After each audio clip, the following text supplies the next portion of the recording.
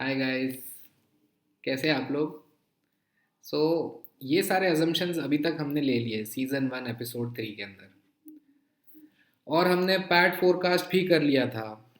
That is profit after tax, that is earnings after tax. Fixed asset schedule हमने use किया था किसी चीज़ में। मैं क्या करूँगा, मैं अभी अजम्पशन शीट से शुरू कर रहा हूँ और मैं इसको कंप्लीट करूँगा बैलेंस शीट और कैश फ्लो स्टेटमेंट तक। तो let me grow this because financial modelling is all about forecasting. ठीक है। मुझे क्या करना है, मुझे फोरकास्ट करना है इन चीज़ों को। ये फोरकास्ट हो गया, 5 साल की मुझे बात करनी थी, 5 साल की बात कर रहे हैं हम लोग। ठीक है। अब क्या कर सकता हूँ मैं, अब मैं बोल सकता हूँ कि मैं रेवेन्यू कैलकुलेट कर रहा हूँ जाके यहाँ पे ईयर 1 से, बिकॉज ईयर 0 में तो इन्वेस्टमेंट हो रहा है।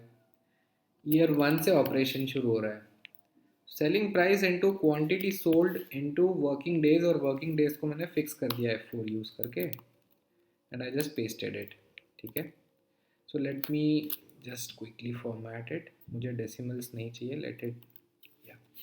COGS again I'll go to assumption sheet and I'll link it there. जब मैंने शुरू में आपको पढ़ाया था तो ऐसे नहीं पढ़ाया था। I recommend you can go back अगर आपको समझ नहीं आ रहा है कि क्या चल रहा है। Go back to previous episodes in this season. और OPEX जो होगा वो मेरा it will be 10% and fixed 10%.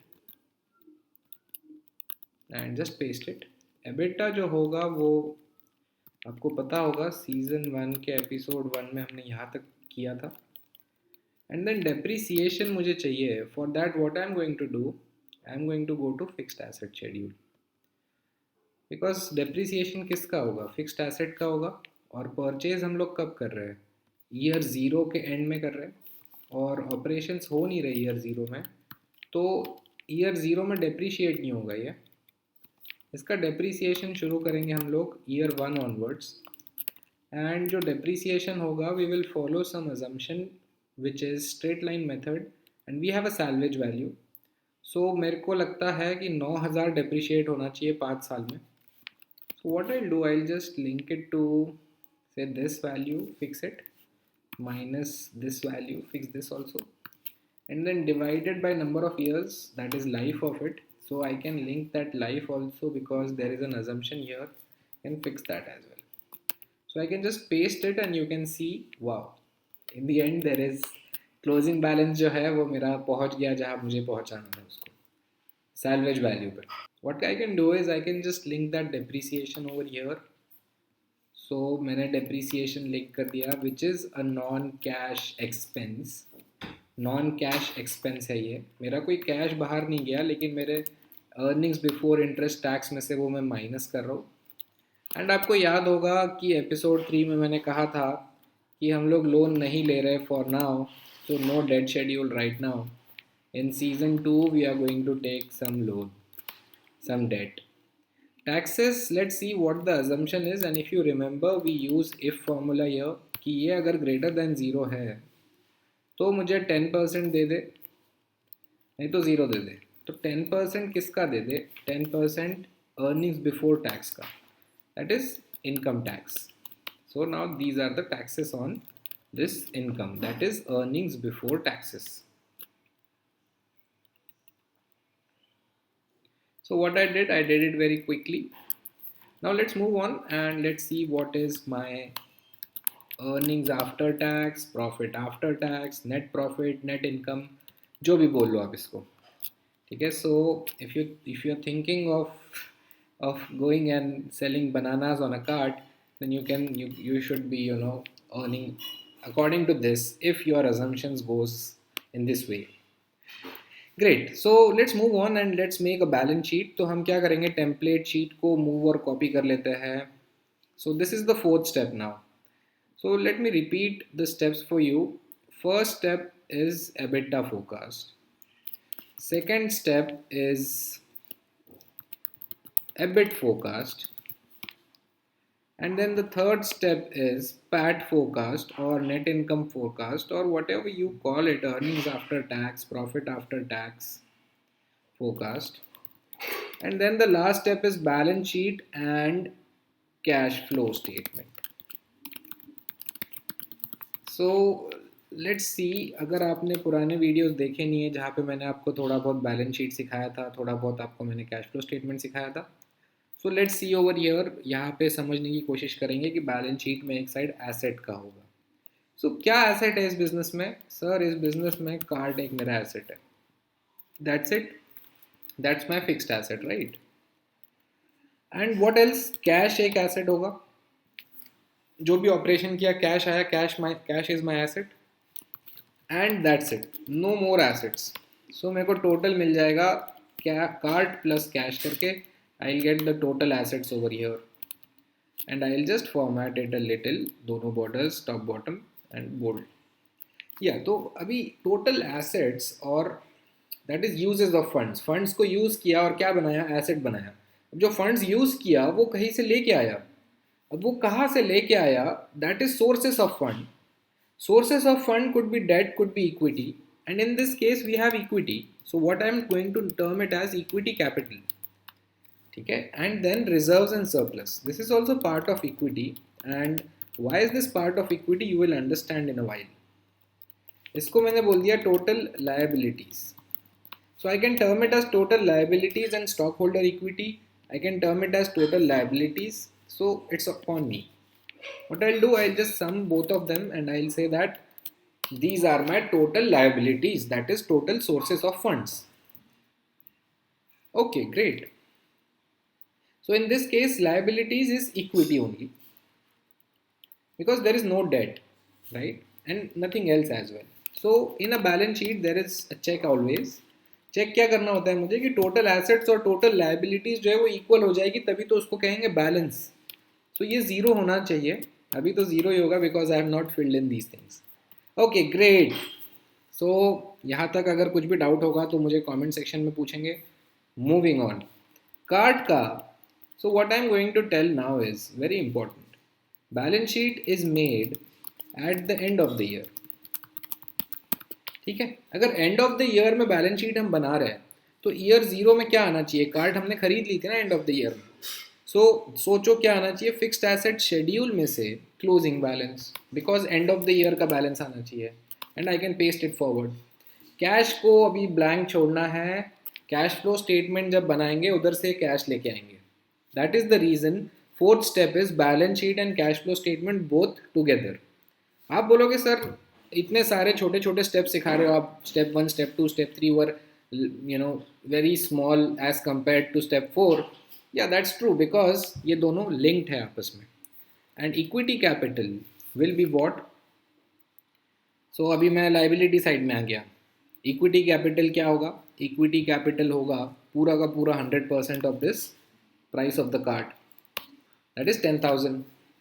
Okay, now equity capital is always cumulative, ठीक है? So I will just note it over here, एक नोट दे रहा हूँ आपके लिए मैं। Equity is always cumulative. Cumulative का मतलब समझना ज़रूरी है यहाँ पर। क्यूमुलेटिव मतलब ऐड होता जाएगा। जैसे मैंने 10,000 लगा दिए अभी और मैं नहीं लगा रहा हूँ आगे पैसे, so equity capital will be 10,000 till the and.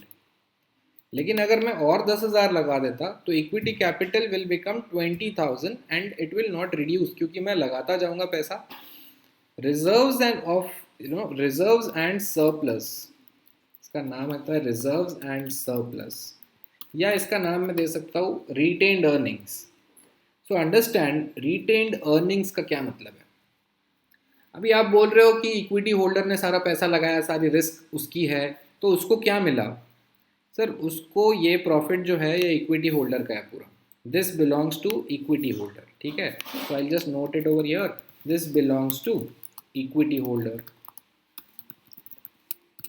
सो ये इक्विटी होल्डर को बिलोंग करता है, तो ये किधर जाना चाहिए? ये रिटेन्ड अर्निंग्स है, ये बिजनेस में फिर से इन्वेस्ट कर दी गई ऐसी अर्निंग्स है, ये अर्निंग्स बाहर नहीं निकाली गई, ये एक्सपेंस नहीं हुआ इसका। So this is something which belongs to the equity holder. So let me take it to the equity and I told you that equity is always cumulative. So equity क्या होगा? क्यूमुलेटिव होगा। Earnings after tax को cumulate कर देंगे, reserves and surplus बना देंगे या retained earnings बना देंगे। It's very important concept.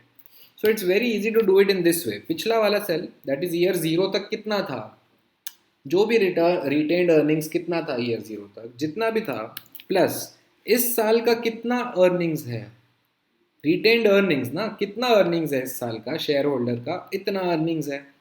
So just enter and then see the magic, it works properly. So ये क्यूमुलेटिव है, अपने आप बढ़ता जा रहा है. So this 21 lakhs is the profit for 5 years. Go and check it. इन देखो, इन सबको मैं अगर सिलेक्ट कर लूँ, नीचे मुझे दिख रहा है 21,48,187. ठीक है, इधर मैं आपको सम करके दिखा देता हूँ अगर आपको नहीं दिख रहा है तो.